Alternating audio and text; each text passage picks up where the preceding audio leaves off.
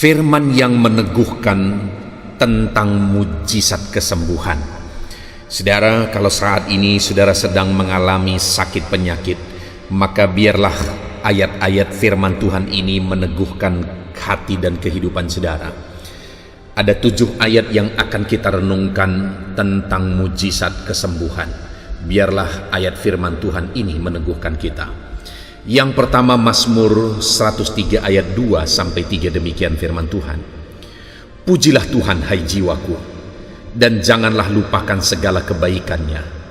Dia yang mengampuni segala kesalahanmu, yang menyembuhkan segala penyakitmu. Pemazmur ini saudara mengingatkan dirinya sendiri supaya dia tetap hidup memuji Tuhan. Dia tetap hidup memuliakan Tuhan, karena Tuhan itu adalah Tuhan yang telah menyembuhkan dia. Saat ini apapun yang menjadi penyakit saudara, kalau pemazmur ini disembuhkan, maka saudara juga akan disembuhkan. Muliakanlah Tuhan dalam hidup saudara. Kalaupun mungkin saat ini penyakitmu masih ada dalam tubuhmu, pujilah Tuhan, muliakanlah Dia.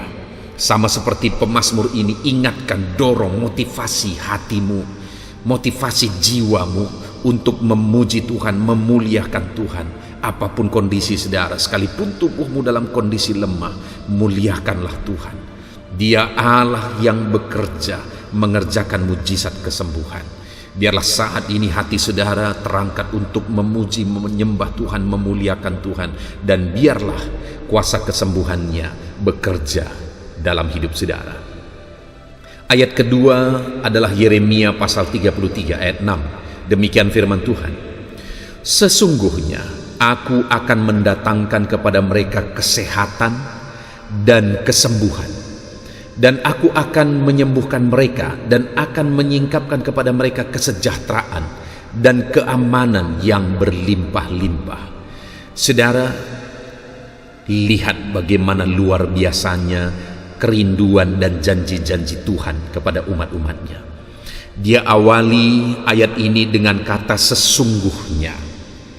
Artinya Tuhan mau menegaskan bahwa hal yang dia janjikan dalam ayat ini adalah satu kepastian, satu kesungguhan, sesuatu yang benar-benar akan terjadi. Dia berkata sesungguhnya. Yang pertama, dia berkata bahwa dia mendatangkan kepada umatnya kesehatan dan kesembuhan. Tuhan rindu umat-umatnya hidup dalam kesehatan, hidup dalam kesembuhan, sehingga dengan sungguh-sungguh dia berkata bahwa dia mendatangkan kepada umatnya kesembuhan.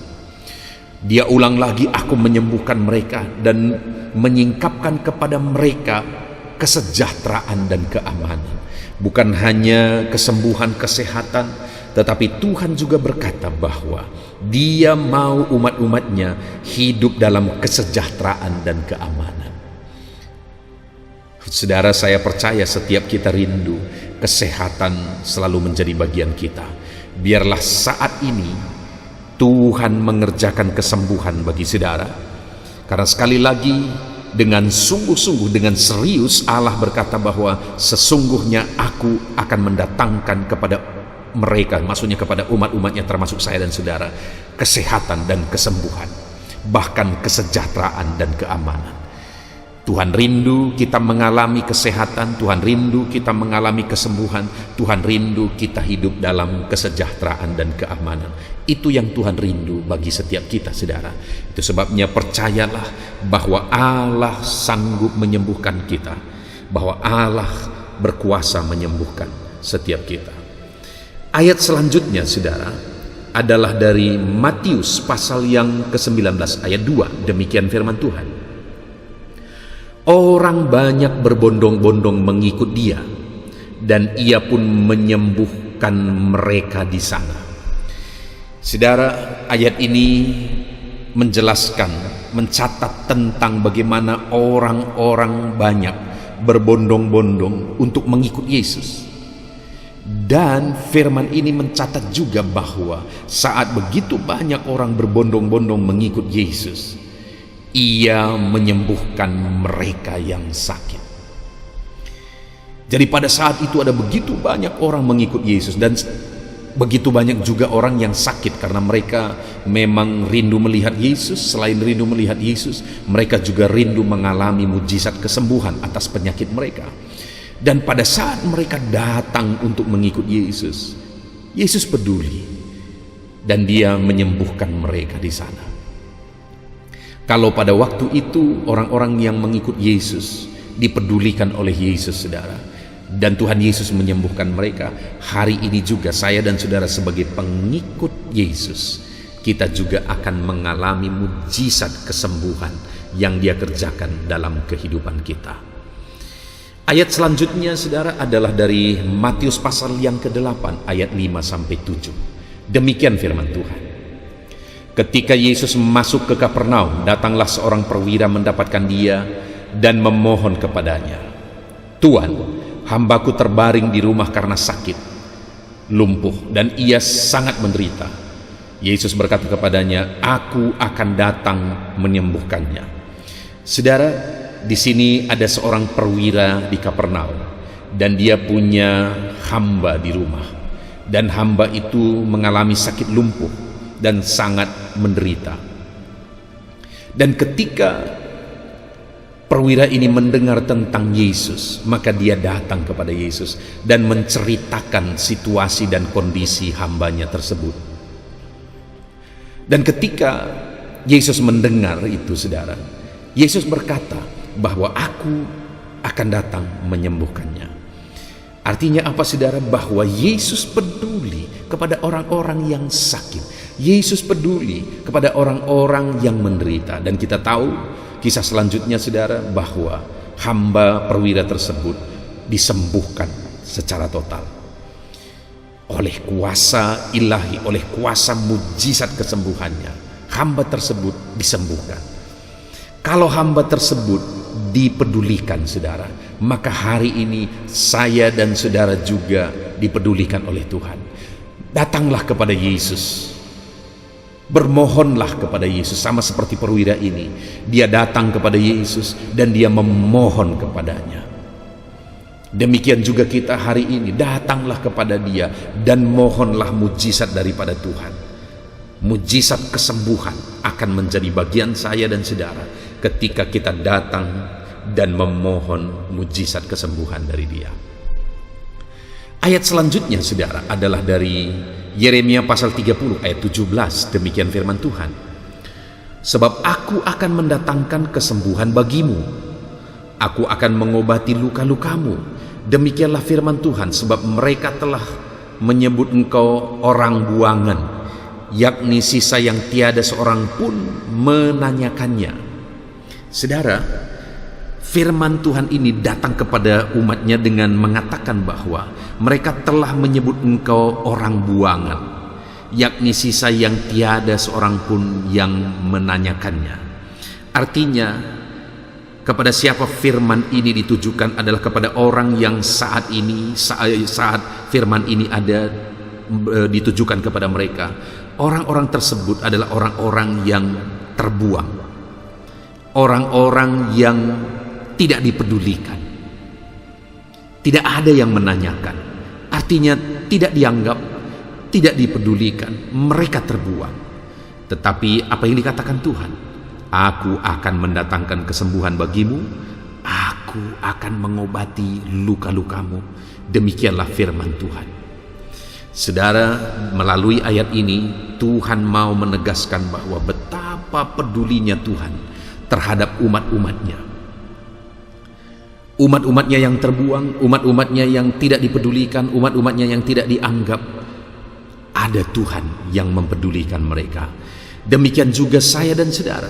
Di dalam kehidupan kita, saudara, kalau mungkin saat ini ada saudara yang merasa hidupmu tidak dipedulikan, hidupmu terbuang, hidupmu tidak ditanyakan sama sekali, tetapi ketahuilah bahwa ada Tuhan yang peduli akan hidupmu.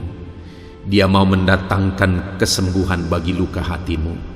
Dia mau mengobati luka-luka hatimu. Dia mempedulikan engkau.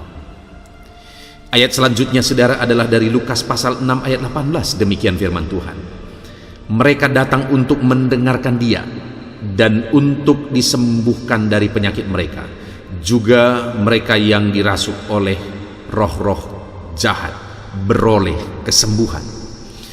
Saudara, di dalam Lukas pasal 6 ayat 18 ini ditegaskan bahwa mereka yang datang kepada Tuhan termasuk orang-orang sakit, orang-orang yang dirasuk oleh roh jahat, mereka beroleh kesembuhan.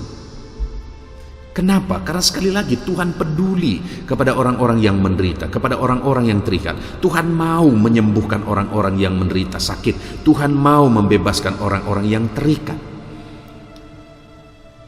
Yang menjadi masalahnya adalah apakah orang yang sakit tersebut, orang yang terikat tersebut datang dengan sepenuh hati kepada Yesus. Di sini dikatakan mereka datang untuk mendengarkan dia. Saudara, mereka sakit, tetapi mereka datang kepada Yesus. Sekalipun mereka rindu kesembuhan, tetapi mereka datang kepada Yesus untuk mendengar pengajaran-pengajarannya. Dan saat mereka mendengar pengajarannya, Tuhan menyembuhkan mereka karena mereka juga rindu untuk disembuhkan. Demikian juga hari ini saudara. Kalau saudara rindu kesembuhan, jangan hanya cari kesembuhan, tapi belajarlah kepada Yesus sang pemberi kesembuhan itu. Renungkan firman-Nya, hauslah akan firman-Nya. Ayat terakhir saudara adalah dari Kisah Para Rasul pasal 3 ayat 16. Demikian firman Tuhan. Dan karena kepercayaan dalam nama Yesus, maka nama itu telah menguatkan orang yang kamu lihat dan kamu kenal ini. Dan kepercayaan itu telah memberi kesembuhan kepada orang ini di depan kamu semua. Saudara, di dalam konteks ini firman Allah menegaskan bahwa apa yang menjadi alasan terjadinya kesembuhan, mujizat kesembuhan, di sini dikatakan karena kepercayaan dalam nama Yesus. Nama itu nama yang berkuasa. Nama itu menguatkan orang yang sakit. Itu sebabnya saat ini saudara, biarlah setiap kita juga percaya akan kuasa nama Yesus. Kalau saat ini saudara sedang sakit, imani bahwa nama Yesus adalah nama yang berkuasa. Percaya bahwa nama itu sanggup menyembuhkan setiap saudara. Puji Tuhan saudara, kita sungguh bersyukur buat firman Tuhan yang telah kita renungkan. Ada 7 ayat firman Tuhan yang telah kita renungkan bersama. Bagaimana supaya kita mengalami mujizat kesembuhan dalam kehidupan kita. Biarlah kita tetap merenungkan firman Tuhan ini dan berpegang kepada firman Tuhan. Dan biarlah setiap saudara mengalami kesembuhan yang dikerjakan oleh Tuhan. Kita bersyukur buat firman Tuhan ini. Tuhan kiranya memberkati setiap kita. Puji Tuhan, Tuhan memberkati.